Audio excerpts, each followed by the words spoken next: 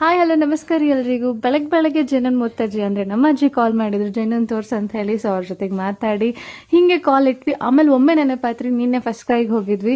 So ಏನೇನೆಲ್ಲ ತೊಗೊಂಡು ಬಂದೀವಿ ಅಂತಂದ್ರೆ, ಈ ಪಿಂಕ್ ಕಲರ್ ಫ್ರಾಕ್ ನೋಡತ್ತಿರಲ್ಲ, ದೀಪಾವಳಿಗೆ ನಮ್ಮ ಮಮ್ಮಿ ತೊಗೊಂಡಿದ್ರಿ. ಸೊ ಭಾರಿ ಕ್ಯೂಟ್ ಅದು ಆ್ಯಕ್ಚುಲಿ.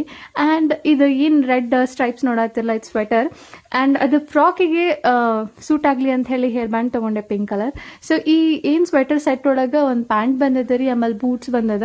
ನಂಗೆ ಭಾರಿ ಲೈಕ್ ಅದು ಕಾಂಬಿನೇಷನ್ ಎಲ್ಲ. ಸೊ ಡೈಪರ್ ಬೇಕಾಗಿತ್ತು, ಸೊ ವಾಷಬಲ್ ಡೈಪರ್ ತೊಗೊಂಡೆ.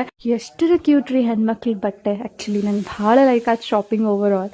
ಸೊ ಇಲ್ಲೇನು ನೋಡತ್ತಿರಲ್ಲ, ಇದು portable mini washing machine. So travel friendly ಐತಿ. ನಾವು ಆ್ಯಕ್ಚುಲಿ ಭಾಳ ಟ್ರಿಪ್ಸ್ ಹೋಗ್ತಿರ್ತೇವೆ.